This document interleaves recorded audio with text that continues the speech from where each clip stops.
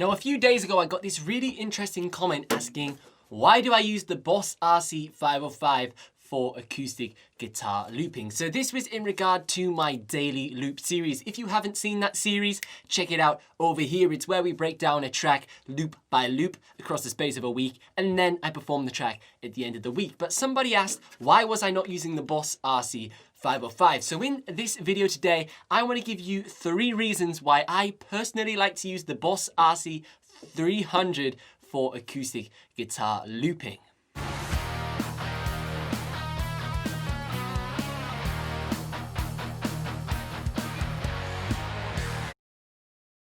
So I actually want to kick things off with the major reason why I opt to use the Boss RC-300 for my acoustic guitar looping, and that is the weird loop quantization on the Boss RC-505. Now, there are in fact 3 different loop quantization modes on the Boss RC-505. They are record end, loop measure, and also beat.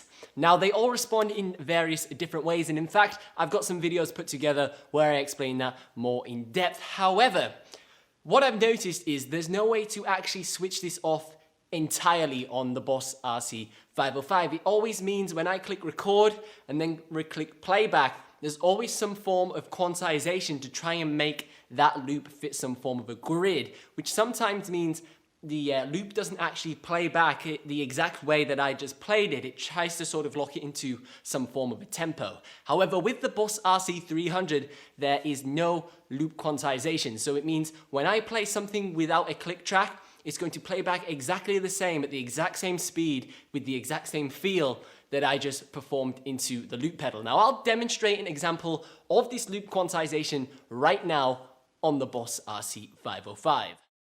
So I've now got my acoustic guitar to demonstrate what I mean by this loop quantization on the Boss RC-505. So what I'm going to do is I'm going to use the song Shut Up and Dance, which we actually took a look at in the Daily Loop series a few weeks ago. If you want to learn it, check it out over here. But what's going to happen is when I lay down the guitar parts, the sort of the riff and also the rhythm guitar part, you're not actually going to really notice the quantization. It's quite faint, it's not very apparent. However, when I begin doing the drum beat on the guitar, you'll notice when the drum beat plays back, it will sound like I've played it out of time with the loops. It will kind of sort of sit a little bit behind or ahead of the other loops, and it'll sound like I didn't perform it very well, but I can 100% guarantee I am playing this drum beat in time, but the loop pedal is kind of playing it back in some weird way that makes it not sound like it's lining up with the other loops. It's really faint, but it is noticeable, and especially when you're playing, you can feel that that wasn't what you just played on the guitar, and it's really off-putting. So let me demonstrate this. So I'm going to delete off these other loops, and I'm going to lay down the first guitar part.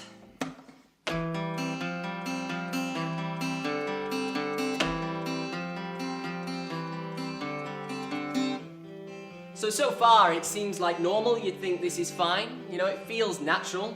Sounds like I've played it in time and done an okay job. Now when I record the rhythm guitar part, it should still sound okay. It might start to sound a little bit messier, but it should be okay.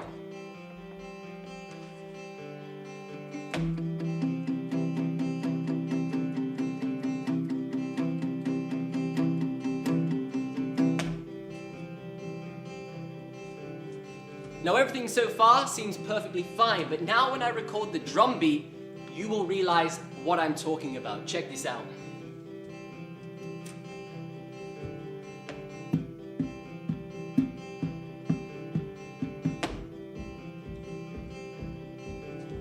And you can hear the playback of that drum beat.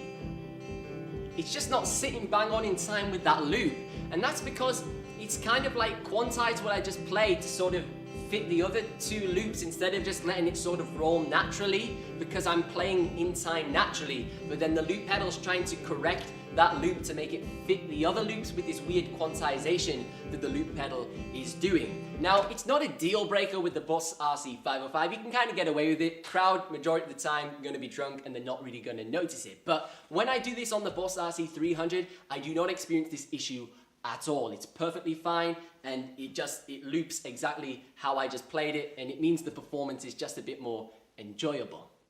Now, the second major reason why I use the Boss RC-300 for my acoustic guitar looping is the size and the footprint that it takes up. Right now, this behind me here is my main live looping rig. You can see it's quite a complicated setup. I've got the Boss RC-505 located up here, and then I control the Boss RC-505 down by my feet with this MIDI foot controller. So my live looping setup, my loop station is set up in two separate parts. I've got the foot controller and I've got the RC-505. So this means it can take quite a lot of time to set this up if you're going in and out of places. You know, you've got to bring the foot pedal in, then you have to bring your main loop pedal in, whereas with the Boss RC-300, you just literally have to bring in your pedal board loop pedal, plonk it on the floor, and then you are ready to loop. This is the major reason for the types of songs I perform with it, the acoustic tracks. Usually I'm using the RC-300 in a wedding situation. So I'm usually only performing for like an hour. I need to be in and out as fast as possible. I don't usually have much space because I'm playing the sort of early part of the wedding before the night do kicks off. You know, people are usually walking around. It's usually restricted. So I don't have space to bring in this huge live looping rig in various separate parts.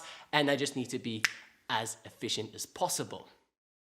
Now, the third and final reason why I use the Boss RC-300 for all of my acoustic guitar looping is the fact I don't need that many tracks. As you can see, the Boss RC-505 is a 5-track loop pedal, and on this rig here, I have a lot of instruments. I've got drum pads, I've got pianos, I've got my guitar. I'm usually singing on top of that, so there are a lot of different instruments that I need to layer and loop on the RC-505. However, when I'm using my Boss RC-300, all I usually have plugged into this is a microphone and a guitar. So I don't really need any more than 3 tracks. Yes, sometimes I might like 4 tracks to make my life a little bit easier, but the majority of the time, I only need to use a maximum of 3. So it makes it super easy just to bring a little bit of a smaller pedal that has everything in it in a more compact solution. So if you want to learn more about live looping, definitely like and subscribe to the channel. I upload 3 videos just like this one every single week, so if you don't want to miss them, turn that notification bell to on so you get notified when I upload them. But if you have any questions at all about this live looping rig, let me know in the comments section down below, and I'll maybe put a video together explaining it, actually showing you the rig, how I set it up, all them types of things. But as always, thank you so much for watching. I've been Ben Rowlands, and I will see you in the next one.